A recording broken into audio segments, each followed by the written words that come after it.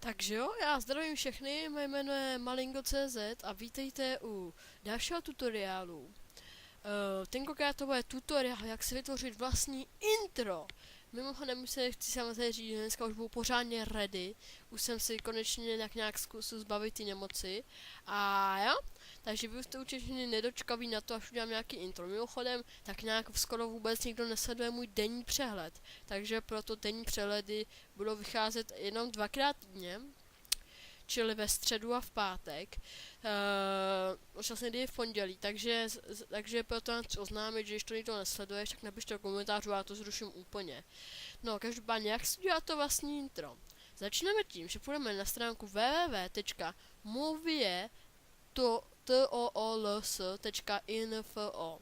Je to taková stránka, ve které si můžeme stáhnout různá intera a rozhodně tuto stránku doporučuju. Teď si vybereme, jako jaký tam budeme mít pozadí. Tak já si můžu něco najít, nějakou pěkný pozadí si tady vyberu.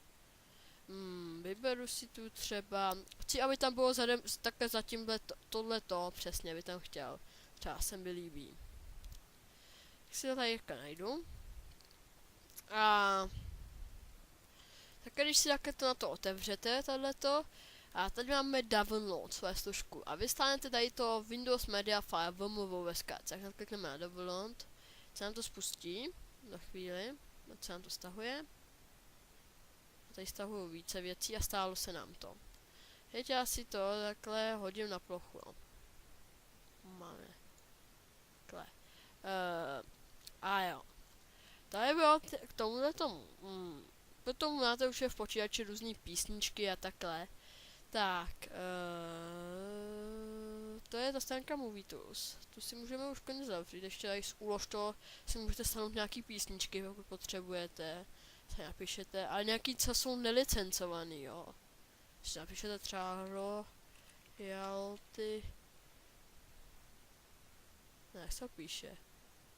Když napíšete třeba free music, a jestli určitě nějakou muziku najdete, tady třeba, no nevím, se najdete nějaký písničky, že jo, protože víte, že na ní není žádná licence, proto si je najdete, tak tady máme tu naše intro, že jo, ale je beze zvuku, je to jenom takhle a je docela dlouhý.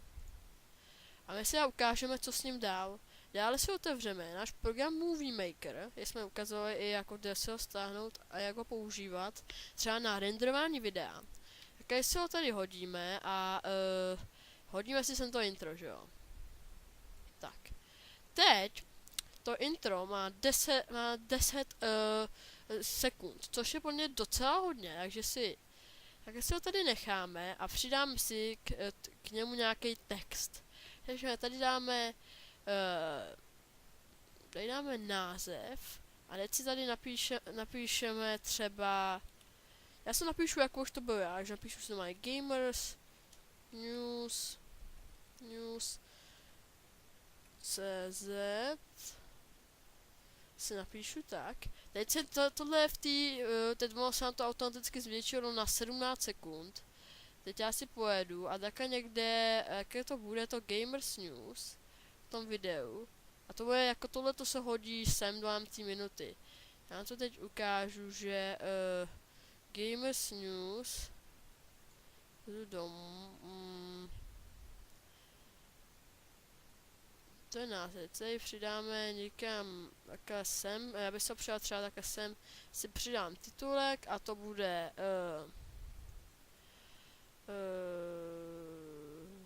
třeba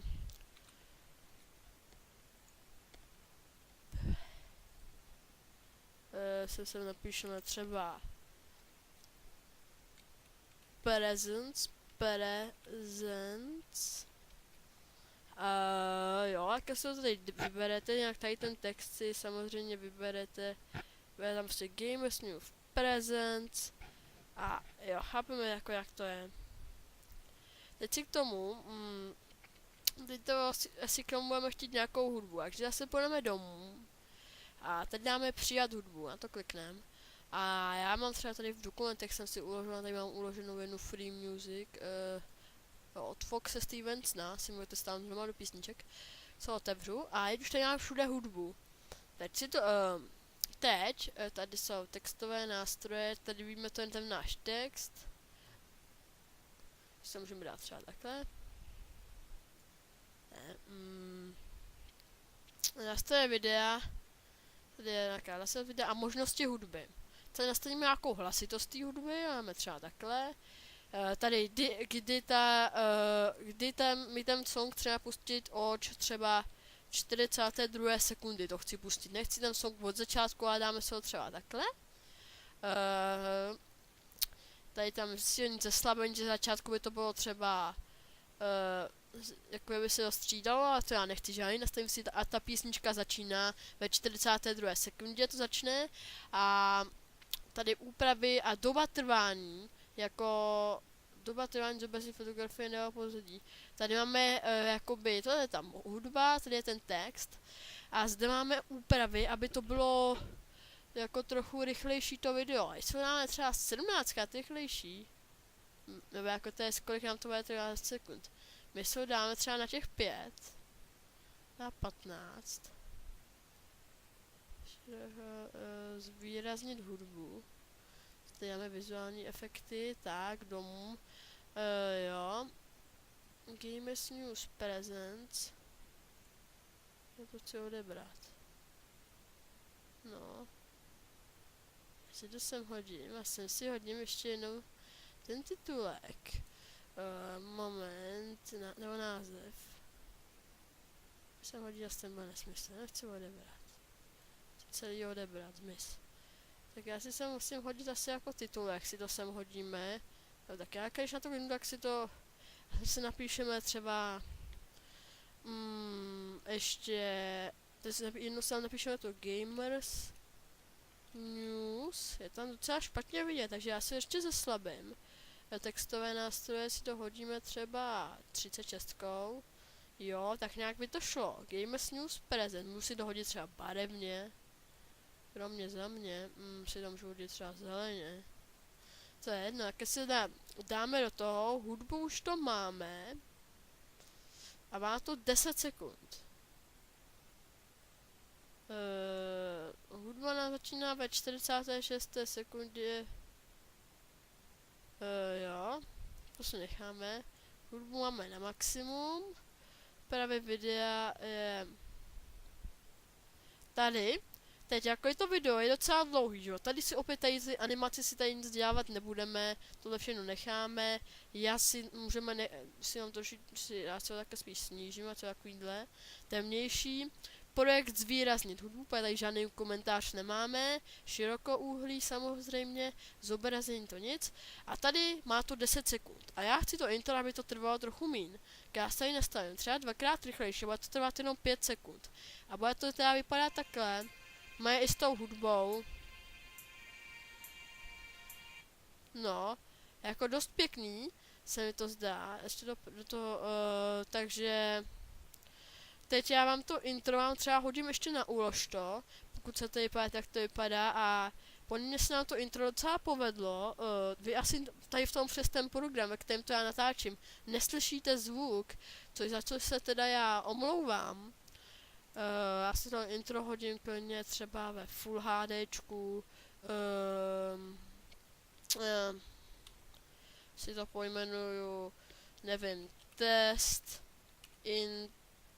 intro video.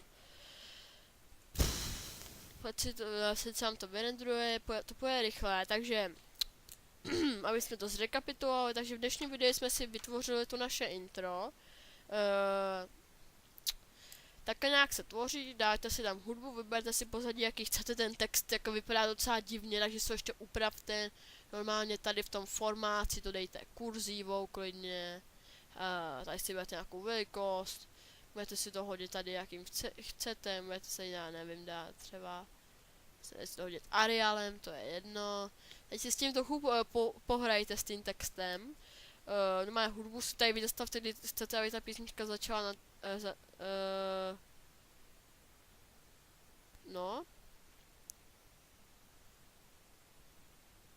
no, jak se, kdy to začne, Jo, hlasitost máme na maximum, úpravy, rychlost dvakrát, nebo to si tady navolíte, aby to mělo požadující počet sekund. Vy chcete, aby to mělo třeba jenom 7 sekund, tak se zase můžeme z toho trochu ubrat, dáme se to třeba takhle.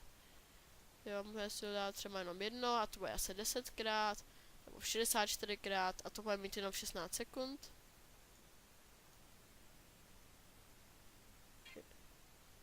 No vidíte, a to už je asi moc, takže já vám tady nechávám tu dvakrát si dodejte. A jo, no, tady se normálně zase vyrendrujte a jo, takhle bychom měli to intro. Takže teď tohleto už si můžu smazat. A teď už jsem máme, já ho tady mám v počítači uložený. Se ještě měli podívat tady na intro, který mám, tady mám jedno intro, tohle je ta písnička, co jsem tam dával. A to mám můj souboru, to máme vyrendrovaný videa a tady už mám to intro, takže já vám ho hodím třeba na úlož to, vy se ho stáhnete a pokud se vám líbilo, tak si ho zneňte ten začátečnický název a dejte si tam, já nevím, Honimír.cz, prezenci, jako to se, jenom se zneňte to jméno, jo. Takže jo, já vám to teda uploadnu, odkazek dám pod video, já doufám, že se vám toto video líbilo, dejte ještě like, odběr a tyhle ty nesmysly. A jo, čus!